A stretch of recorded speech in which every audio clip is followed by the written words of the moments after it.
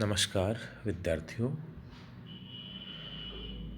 मैं डॉक्टर हेमंत कुमार श्री हीरालाल देवपुरा राजकीय महाविद्यालय आमेठ में बीए प्रथम वर्ष की इस ऑनलाइन कक्षा में आपका स्वागत करता हूं। आप लोग अपनी विद्यालयी शिक्षा पूरी करके और महाविद्यालयी शिक्षा में प्रवेश कर चुके हैं। स्कूली शिक्षा और कॉलेज शिक्षा में थोड़ा सा स्तरगत अंतर है। स्कूल स्तर और महाविद्यालय स्तर पर आपके अध्ययन के स्वरूप में थोड़ा अंतर आएगा। कॉलेज में आने के बाद में आपसे अपेक्षा की जाती है कि आप स्वाध्याय करें अधिक से अधिक। आपकी जिज्ञासाएं हों वे यहाँ रखें और हम उनका समाधान करें।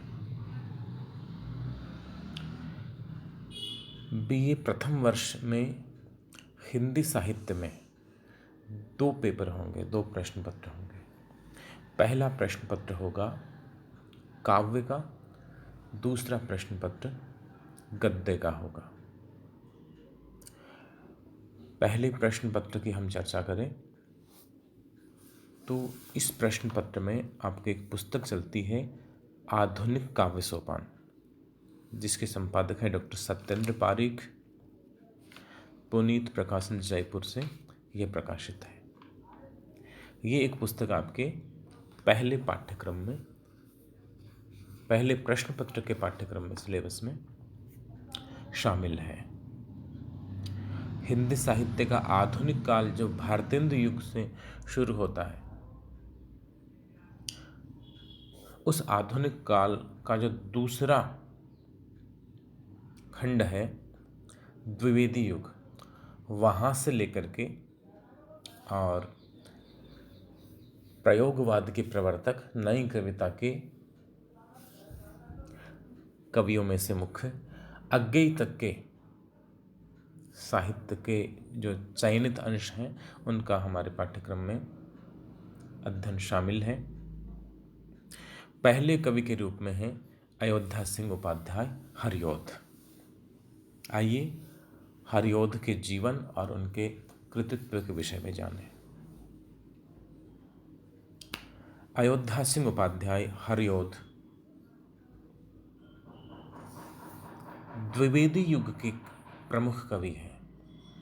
ये जो द्विवेदी युग है, जो सन 1900 से लेकर और 1918 तक हिंदी साहित्य के परिदृश्य में मुख्य रूप से छाया हुआ है, यह किनके नाम पर है? आपके छोटे प्रश्न आएंगे परीक्षा में। द्विवेदी युग का नामकरण किस प्रसिद्ध साहित्यकार के नाम पर किया गया है?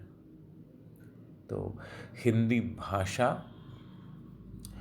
और साहित्य को नई दिशा देने वाले, उसे व्याकरण सम्मत रूप देने वाले, गद्य और पद्य की भाषा को एक रूप देने वाले आचार्य महावीर प्रसाद द्विवेदी जी के नाम पर इस युग का नाम द्विवेदी युग है। और अयोध्या सिंह उपाध्याय जी द्विवेदी युग के प्रधान कवियों में से हैं। अयोध्या सिंह उपाध्याय, इनका परिवार आरंभ में वैदिक सनातन ब्राह्मण परिवार था। कालांतर में इनके परिवार ने सिख धर्म अपना लिया और अपने नाम के साथ में सिंह जोड़ने लग गए। तो इनमें ब्राह्मण सूचक उपाध्याय नाम भी जुड़ा हुआ है और सिंह नाम, जो सिख सूचक सिंह नाम भी जुड़ा हुआ है। बात आती हरिऔध की। हरिऔध क्या है?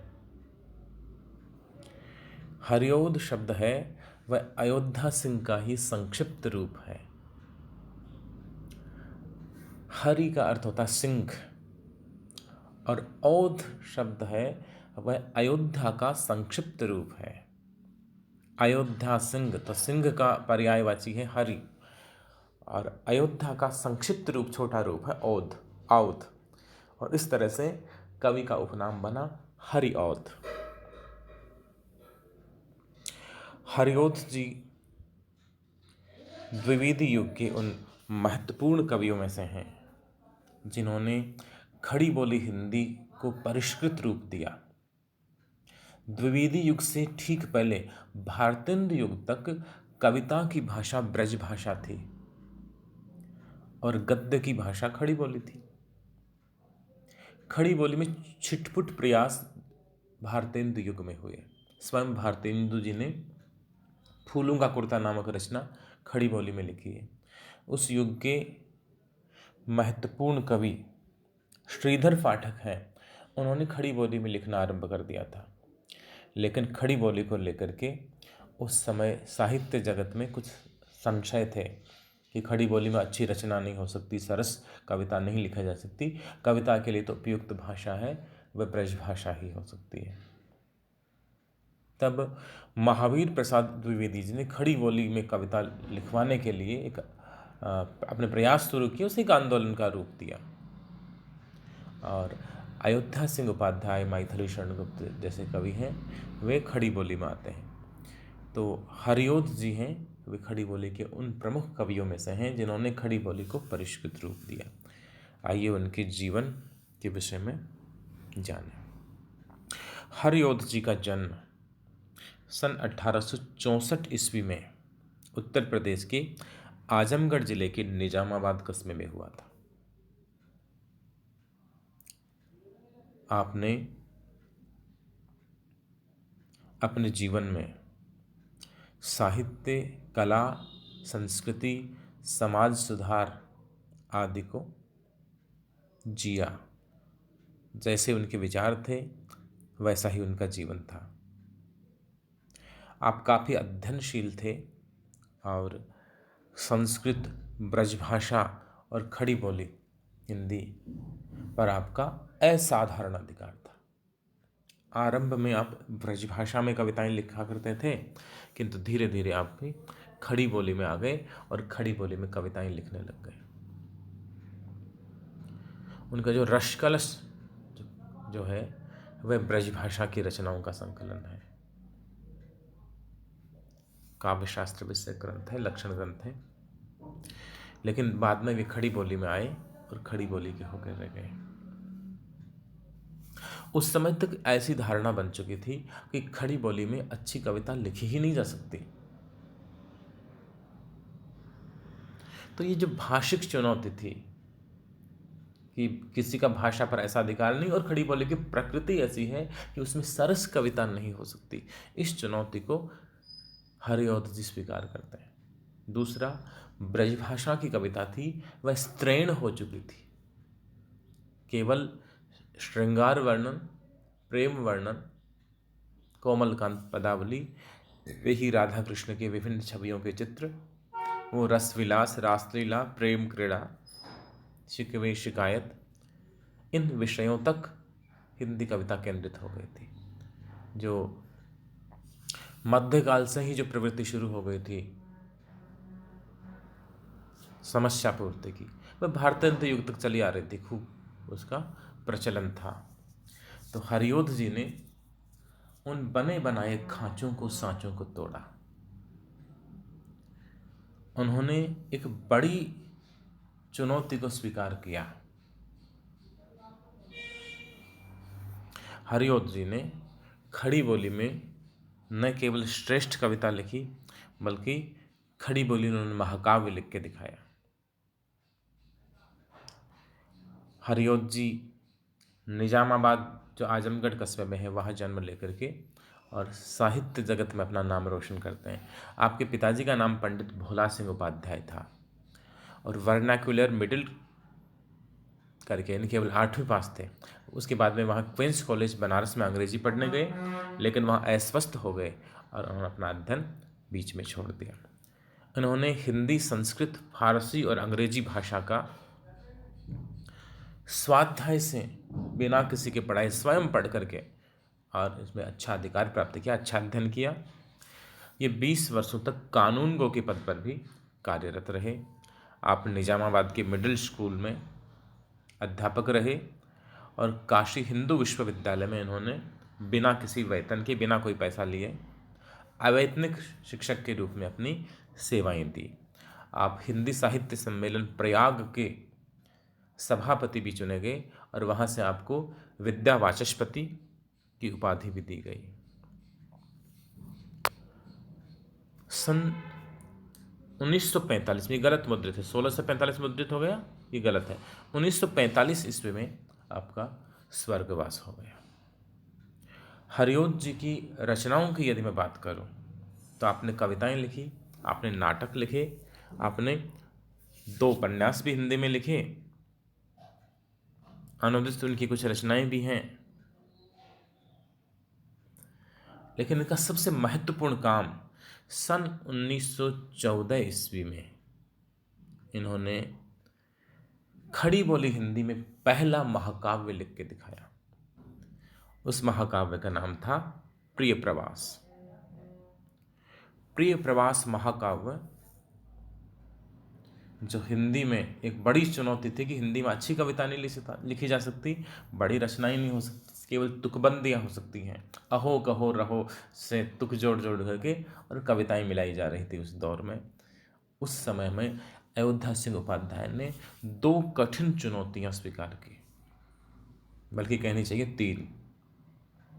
पहली चुनौती भाषा की थी कि खड़ी बोली में कविता नहीं लिखी जा सकती, उन्होंने स्वीकार किया। फिर खड़ी बोली में सिर्फ तुकबंदियाँ हो सकती हैं, कोई बड़ी रचना नहीं हो सकती, उन्होंने स्वीकार किया, उन्होंने महाकाव्य लिख के दिखाया। तीसरा, कविता, उस दौर की जो हिंदी कविता है वह रूढ़ हो चुकी थी प्रेम वर्णन तक, श्रृंगार वर्णन तक, अटखेलियों के अंकन तक। उन्होंने समाज सापेक्ष कविता लिख के दिखाई। विषय वे ही रहे लेकिन दृष्टि बदल गई हरिऔध के आते ही कविता में।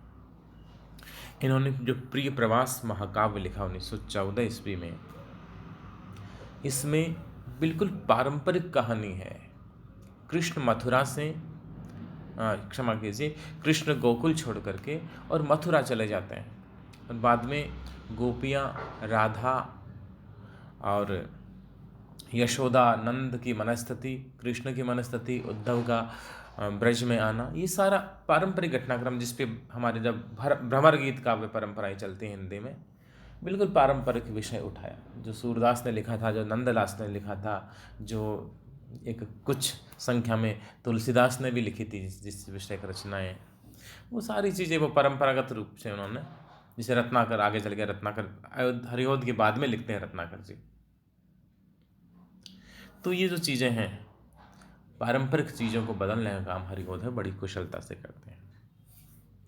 रस कलश उनकी रचना है जिसमें इन्होंने अलंकार और रसों का परिचय दिया है। ब्रजभाषा की रचनाएं हैं। चोखी चौपदे और चुभते चौपदे उनकी महत्वपूर्ण रचनाएं हैं, जिनमें इन्होंने हिंदी का एक अलग रूप दिखाया है। जो मुहावरेदार लोकोक्ति प्रधान भाषा है, जनभाषा है, उसका इन्होंने रूप दिखाया है। हरिऔध के काव्य की, इनकी भाषाधिकार की बड़ी प्रशंसा की जाती है। जो प्रिय प्रवास रचना है उसमें एकदम संस्कृत निष्ठ रचनाएं हैं। भाषा पूरी तरह संस्कृत निष्ठ है। संस्कृत की पदावली आप पढ़ेंगे, आपके पाठ्यक्रम में भी है। संस्कृत निष्ठ पदावली है, तत्सम शब्द प्रधान भाषा है।